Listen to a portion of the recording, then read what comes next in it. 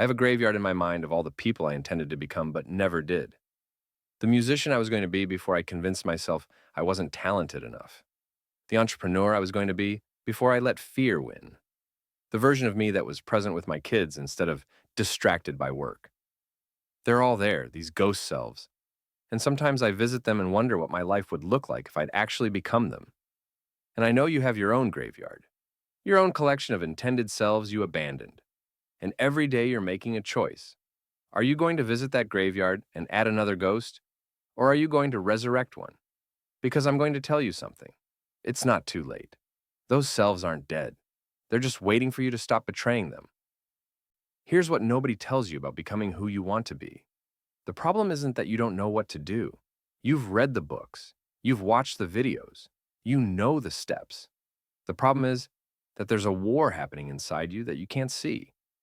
Your future self is trying to be born, but your current self is fighting for survival.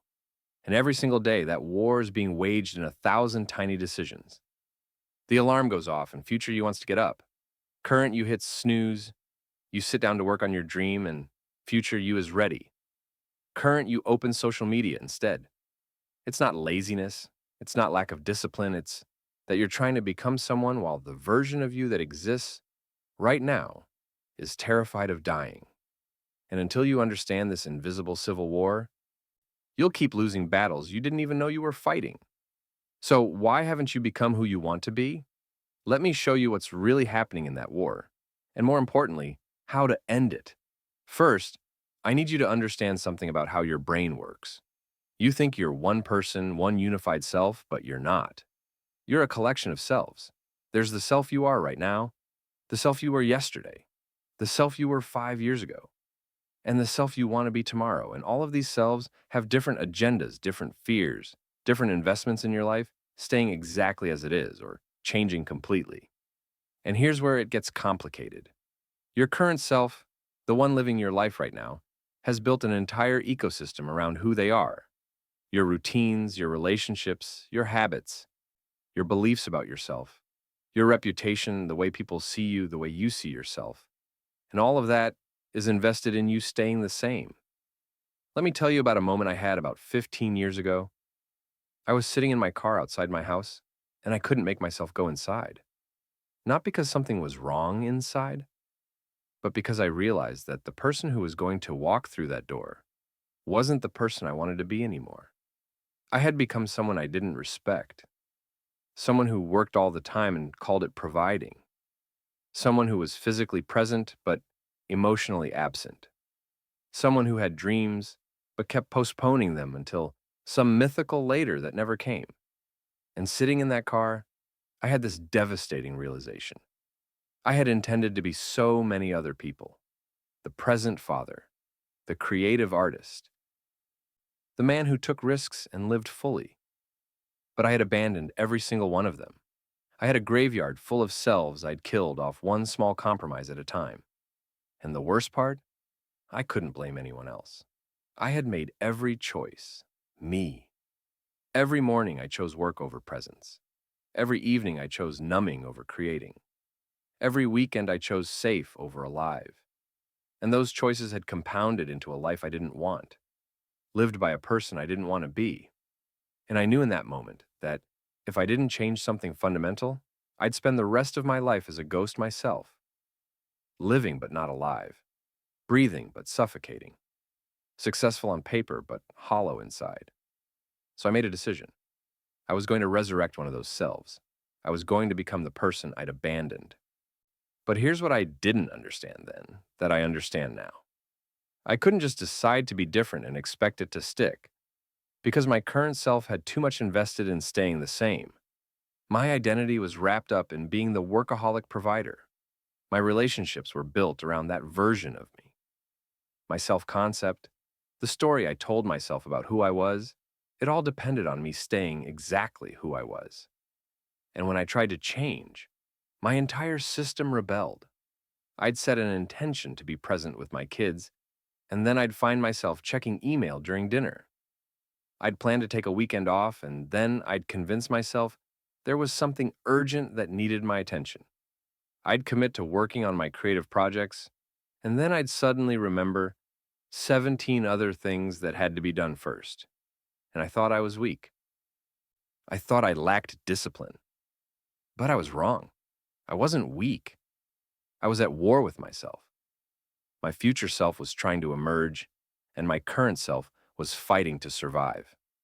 And current self had all the weapons, all the habits, all the neural pathways, all the identity. Future self was just an idea. And ideas don't win against established patterns without a strategy. So here's what I learned. You can't become who you want to be by fighting who you are. You can't hate yourself into transformation. You can't force current you to die so future you can live. That just creates more resistance, more self-sabotage, more failure. What you have to do is something completely different. You have to honor current you for getting you this far while consciously choosing to evolve.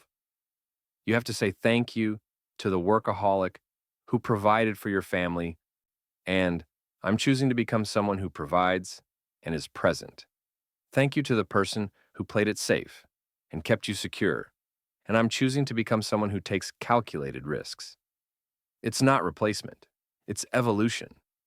And evolution doesn't trigger the same survival response that destruction does. But there's another layer to this that's even more painful, and it's about the specific ways you betray your intended selves every single day without even realizing it. Every time you have an impulse toward who you want to become and you ignore it, you're committing a small betrayal. You feel inspired to start the business. You have the idea, the energy, the moment, and you don't act on it. You tell yourself later, that's a betrayal. You have the impulse to have a real conversation with someone you love, to be vulnerable, to be seen, and you choose surface level instead. That's a betrayal. You know you should move your body, create something, learn something, risk something, and you choose comfort instead. That's a betrayal. And each betrayal is small, tiny, almost imperceptible. But they compound. 1,000 small betrayals become a year of staying the same. 5 years, 10 years, and suddenly you're 50, and you haven't become any of the people you intended to be. Not because you failed dramatically, but because you betrayed them quietly, consistently, one ignored impulse at a time. And the cruelest part?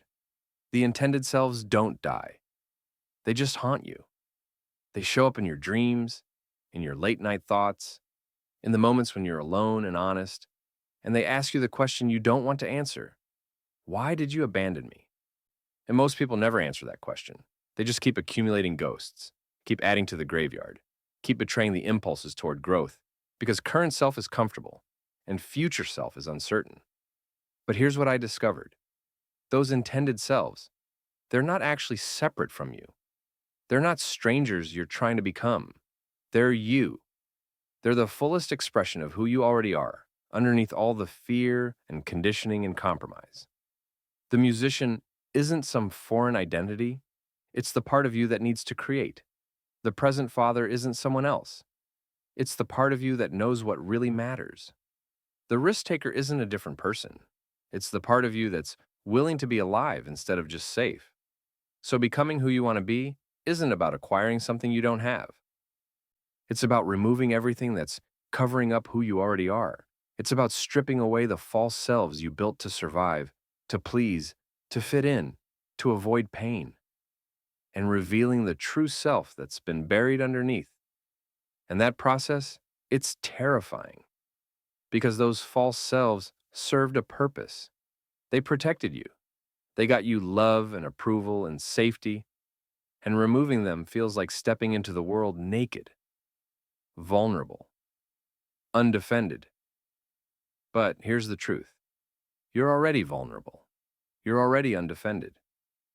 You just have all this armor pretending to protect you, but it's not protecting you from danger.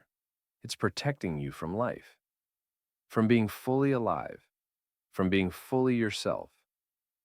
And the more armor you wear, the less you can feel, the less you can connect, the less you can become.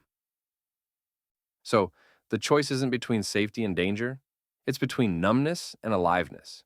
between hiding and showing up, between betraying your intended selves and finally becoming them. Now, let me tell you what happened when I started making different choices. Small choices at first. I'd get the impulse to put my phone down during dinner, and I'd do it. Just that. One meal. Fully present. I'd feel the pull to work on a creative project, and instead of finding an excuse, I'd sit down for 15 minutes. Just 15. I'd have the opportunity to take a small risk, and instead of playing it safe, I'd say yes, just once. And these choices, they were uncomfortable. My current self didn't like them, protested, created anxiety and doubt, and all the reasons why this wasn't the right time, or I wasn't ready, or it didn't matter. But I did them anyway, not perfectly, not even consistently at first, but more often than not, and something started to shift. The intended selves stopped being ghosts and started becoming possibilities. The present father wasn't just an idea anymore. He was me on Tuesday night when I chose to be there. The creative artist wasn't just a dream. He was me on Saturday morning when I chose to create. The risk taker wasn't someone else. He was me when I said yes to the opportunity. And slowly, these selves stopped feeling like strangers I was trying to become and started feeling like me coming home to myself. But I'm not going to lie to you and say it was easy or that it happened overnight. The war didn't end just because I wanted it to. Current self didn't surrender gracefully. There were moments when I'd slip back into old patterns, when I'd betray the intended self again, when I'd choose comfort over growth, safety over aliveness. And the shame would come flooding back. See, you're not really changing. This is who you are. You're never going to become who you want to be. But I learned something crucial in those moments. The slip isn't the problem, the shame is. Because shame just drives you back into hiding, back into the false self, back into the armor. What actually works is compassion, is saying, okay, I betrayed the intended self today, but I don't have to keep betraying them. I can choose differently tomorrow. This isn't failure, it's practice.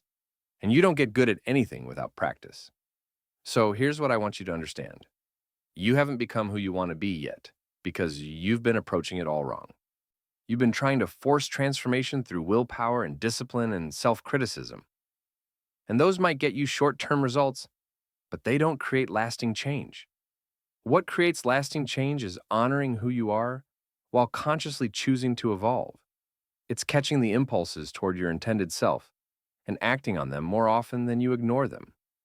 It's building a relationship with your future self where instead of it being this distant fantasy, it becomes a daily practice. Who would I be right now if I was that person? And then doing one thing that person would do. And here's the framework. Every morning before you do anything else, ask yourself, which self am I going to practice being today?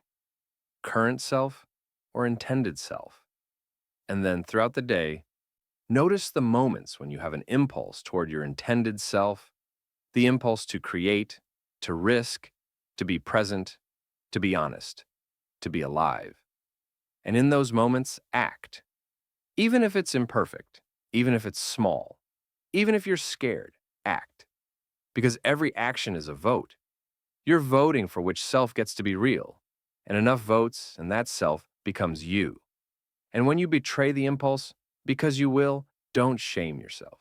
Just notice.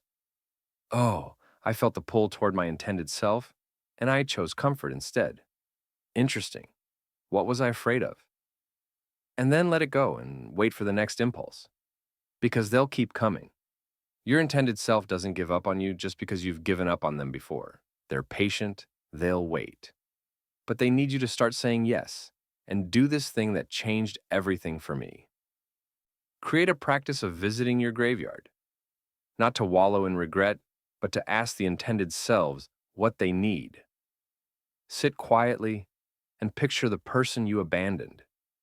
The musician, the entrepreneur, the present parent, whoever they are for you. And ask them, what do you need from me to come alive? And listen. Really listen. Usually the answer is simple. I need you to stop betraying me.